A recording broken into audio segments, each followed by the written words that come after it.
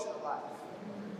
Some of us are holding on to the stress, and we are stressed far too long because we don't want to pray to God.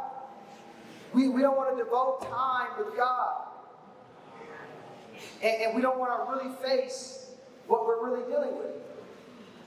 And we rather just sweep it under the rug. And we rather say, okay, it'll get better. And we rather say, okay, it's somebody else's problem. Instead of really dealing with the issues that we face. Stress and anxiety is a sign that you need to pray.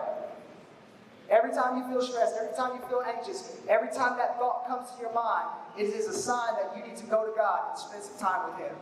Talk to God. Tell God about your feelings. Some of y'all are talking to your friends about your feelings, and God doesn't know anything about it because you're not talking to Him. And it's not because He doesn't know, it's because you're not talking to Him. Anxiety and mental struggles is distracting our connections.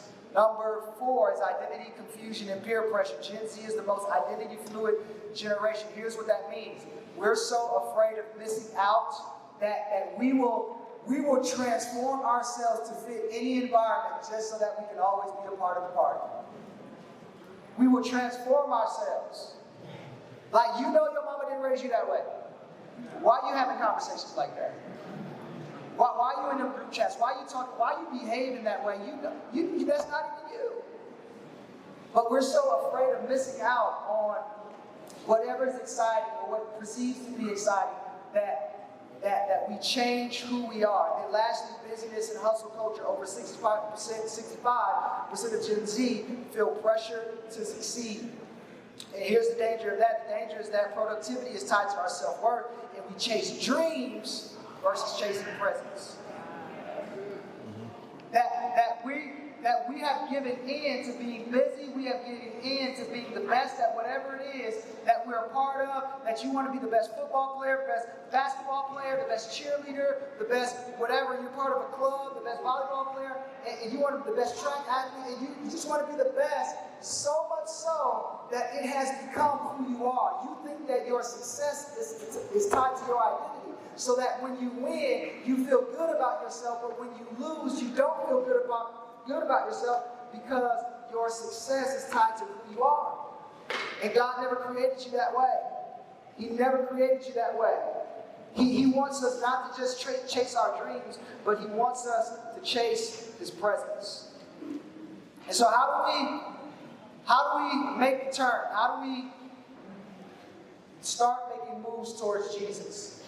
How do we do that? How do we get there? Well, let's look at Zacchaeus' life again. We looked at verse 2, verse 3. Let's look at verse 4 and 5, to see how this story begins to unfold. So Zacchaeus, he ran on ahead, climbed up into a sycamore tree in order to see him. He ran ahead, climbed up into a sycamore tree in order to see him. He ran ahead. He climbed up into a tree in order to see him. What Zacchaeus did was that he got ahead of his distractions instead of allowing his distractions to get ahead of him. And far too long, too many of us in this room, we are allowing our distractions to consume us. We are allowing our distractions to keep us from the best thing in our life. But we got to do what Zacchaeus did, and we have to get ahead. He ran ahead of his distractions. He ran ahead of the crowd. Remember, he was a short guy, which means that every time he was a part of the crowd, it always affected and limited his view of who Jesus was. So the only way that he could really see Jesus for who he was that he had to get ahead of the thing that was blinding his view. What in your life do you need to get ahead of? That's good. What in your life do you need to get in front of? He ran ahead in order to see him, for he was about to pass through that way. Verse 5, when Jesus came to the place, he looked up and said to him, Zacchaeus, hurry up, come down, for today I must stay at your house. This is revolutionary. Here's a man who was despised by culture. Here's a man who was limited because of his stature. Here's a man who really, we can argue, all of his life was unseen for a number of different reasons.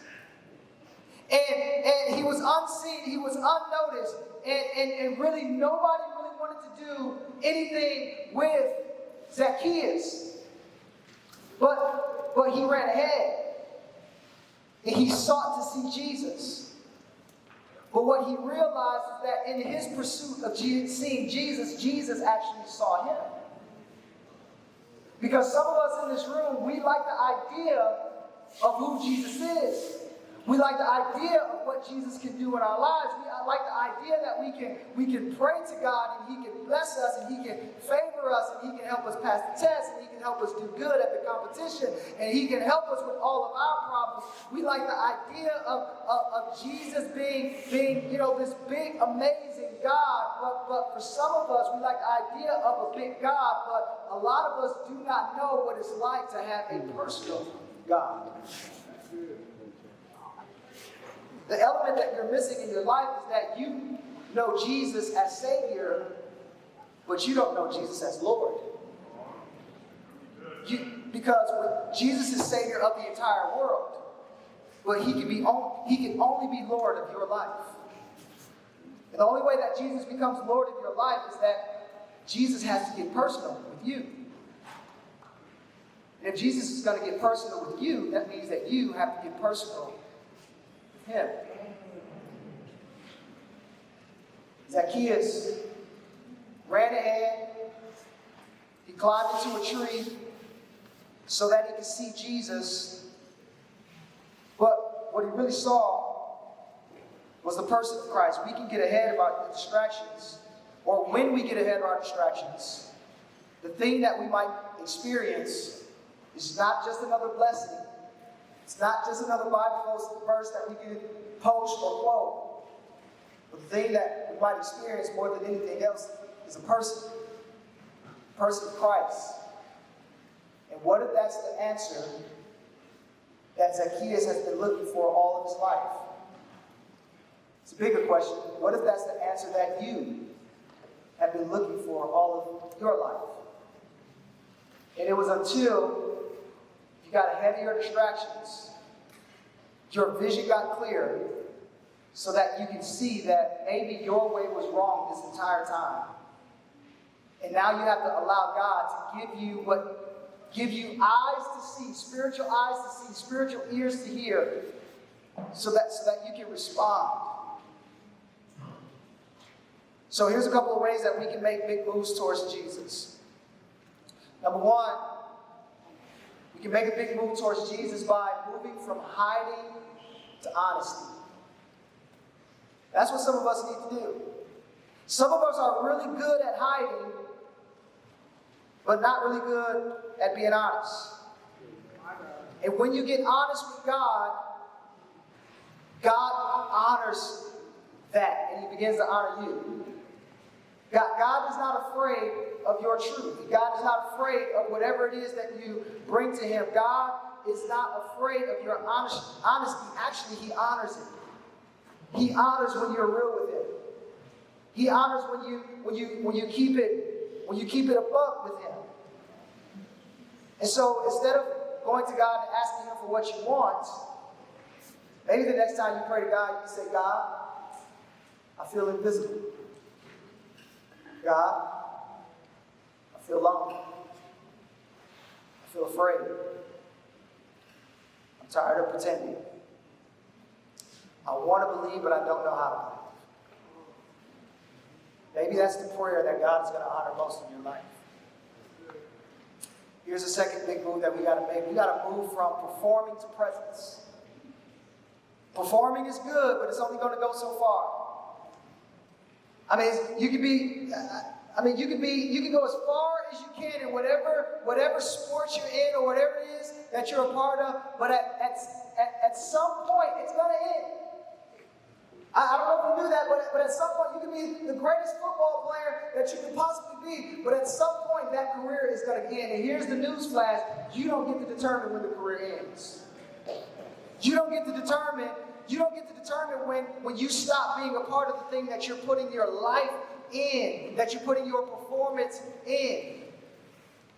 And so I would suggest that instead of giving all of your time, your energy to performing well. It's good that you do. I would suggest that presence is so much more important.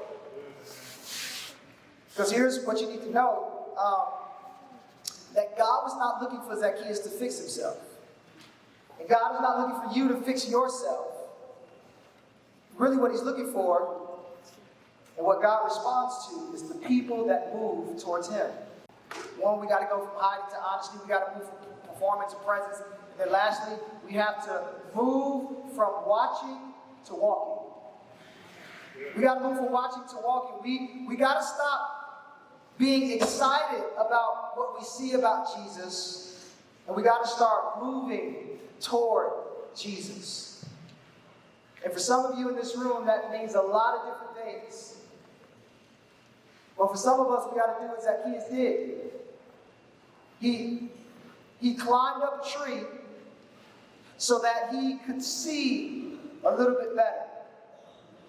And for some of you, you got to ask the question, what's blocking my view of Jesus? Zacchaeus, he got tired of the view that he always had. And for some of you in this room, maybe you're tired of the view that you've always had. And if you're tired of the view that you always had, or you're too comfortable with being in the crowd, what you need to do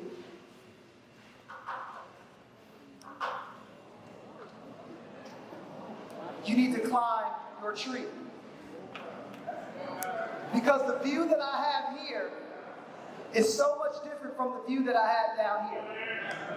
The view that I have, what I can see up here is so much different than what I was used to seeing down here. But it was until I made a move towards Jesus, and it was until I took a step in the direction that allowed me to see Jesus the way he wanted me to see him. We have to move toward Jesus. We have to step up. We have to climb whatever our tree is. Not only that, but Zacchaeus was he went where other people wasn't willing to go. He was willing to, nobody else was climbing trees to see Jesus. But Zacchaeus was desperate enough, and he was desiring something that he knew that he did not have enough, that he said to himself, I got to do something different. And maybe that's what God is saying to you today. That if you're going to get the best out of this entire weekend, out of this entire camp experience, that you've got to do something different. Maybe the thing that you need to do different is move towards Jesus. Maybe the thing that you need to do different is move towards a personal relationship with Jesus Christ. You won't climb higher if your pride is in the way. He had to get beyond himself. He had to forget about who he was. He had to be vulnerable enough to get beyond who he was.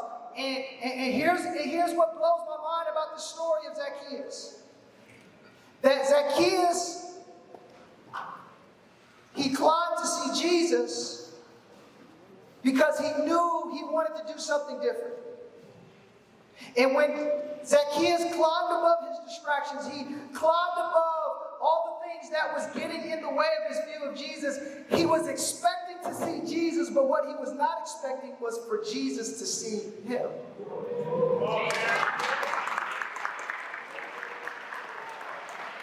And when Jesus saw Zacchaeus,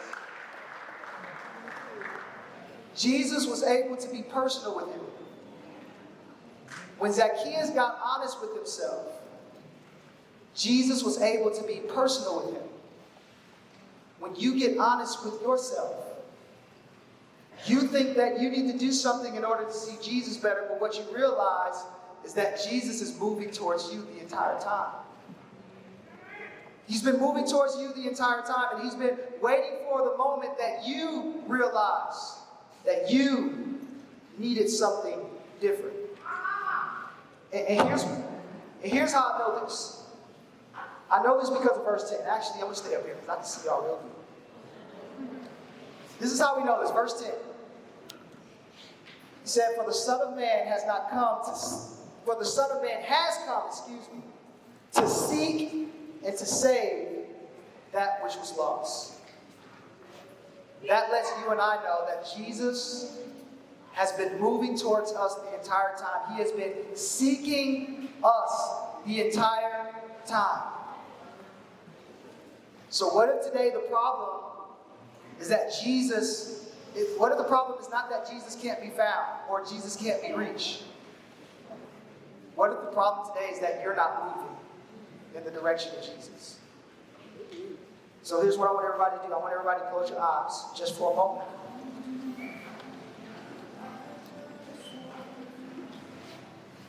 Because for somebody here today, the decision that you need to make is a decision that will change your life forever. What you don't know about the story, or what that we didn't get a chance to read, is that Jesus actually went to Zacchaeus' house. And so not only did Jesus get personal with Zacchaeus, but Jesus got personal with his entire family. Jesus visited Zacchaeus' house, his wife, kids, and whoever was living there got a chance to experience Jesus as well. One move towards Jesus changed an entire family. But not only did it change an entire family, but Zacchaeus, his ways changed, his behavior changed, his vision got clear. And remember, he was a tax collector, and what tax collectors do is that they collected taxes from the Roman government, but then the government would allow them to add their little percentage on top, which is why nobody liked tax collectors during this time.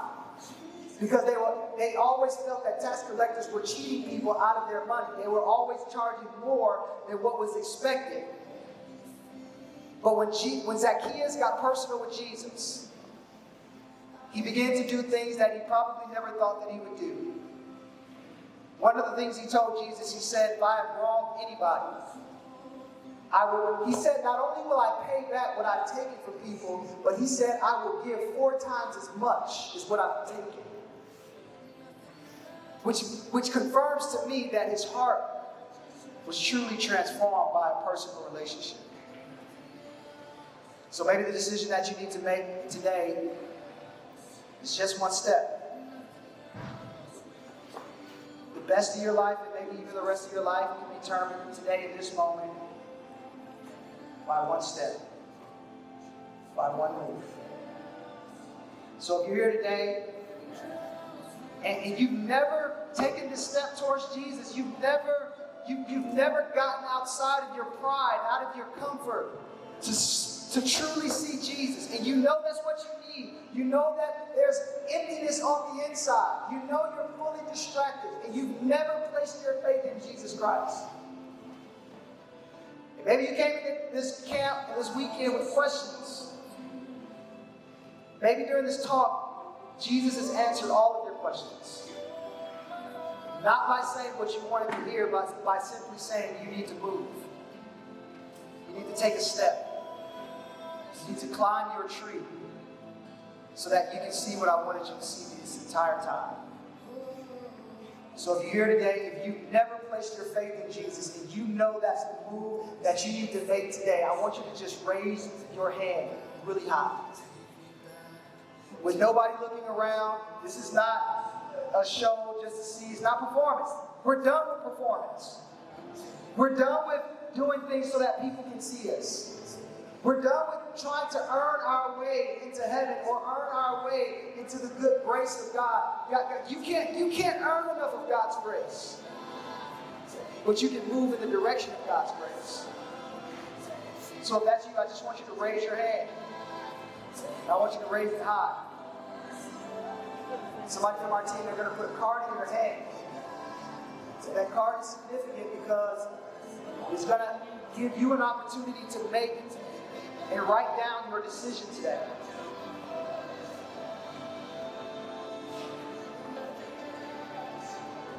Everyone else that has your head bowed and your eyes closed, I want you, this is your moment to pray. This is your moment to reflect on what God might be saying to you today.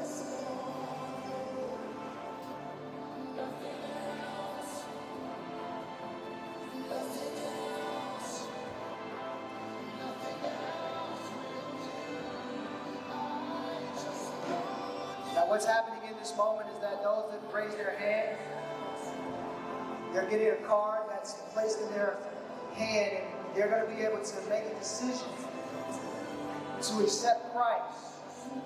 Now here's the thing, they didn't accept Christ because they wrote it on a piece of paper. They made a decision to accept Christ because of what happens in their heart. The card only allows us to know the decision that you made and to be able to follow up with you and walk with you in that decision so that you can have all the resources that you need so that you can see Christ so much more differently. Maybe you're here today and maybe you've accepted Christ, but you know you need to get baptized. Nobody knows that you're a Christian. You're in the friend group, you're in the group chat, you're in all of the things, but nobody knows that you're a Christian. And maybe for you, you need to make a public display of your faith. And you need to be baptized. And if that's you today, and you didn't sign up for it earlier, you didn't tell your leader earlier, and you didn't think you would have another opportunity or a chance, right now is your moment, right now is your chance. If you have not been baptized, and you know that's the decision that you need to do, I don't want emotional decisions today. I don't want performative decisions today. You are not impressing me nor anybody else in this room by performing in front of us. I want you to seek the presence of God. So if that's you today and you know you need to make a public display of your faith, I want you to raise your hand if you didn't get a chance to do that earlier. If you have not been baptized, you know you need to be baptized. You know that's the decision that you need to make. I want you to raise your hand and raise it high.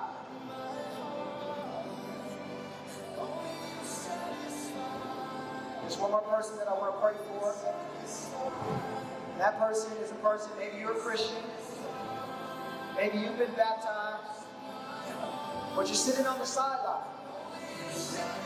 You're sitting on the sideline that you are a born-again believer, which means that God has His Spirit inside of you, and He's put a purpose and a calling inside of you, and He is giving you something to be a part of the movement in the world that you live in. He's giving you something to be a part of the movement in your school, on your team, in your home, just like Zacchaeus. When your life changes, everything around you changes. But for you, nothing is changing because you have not made a move. And you need to start utilizing your gifts, your talents, your purpose, the calling that God has placed inside of you. You need to serve and you need to be in community. You're not a part of a small group. You're not growing together. You're not using your gifts to serve the next generation or to serve the body of Christ. This is your move in this moment. If that's you today, I want you to raise your hand. If you're in this room, I'm a Christian, I'm baptized, like I know what I believe, I'm confident in that, but I'm not serving, I'm not using my gifts. And maybe that's what you need to do today. I want you to raise your hand high. Yeah, I want you to raise your hand high. So that you can begin to utilize what God has placed inside of you. There's a calling, there's a purpose, there are gifts, there are talents, there's a spiritual gift that you don't grow into. You already have. You have access to everything that you'll ever need from God. The only thing that you need is, the only thing that God needs really is a surrendered heart from you. Go ahead and raise your hand. If you need to serve, you want to be a part of a leadership team, or you need to be a part of a community, a small group, you know that you're not connected to any of those, I want you to raise your hand.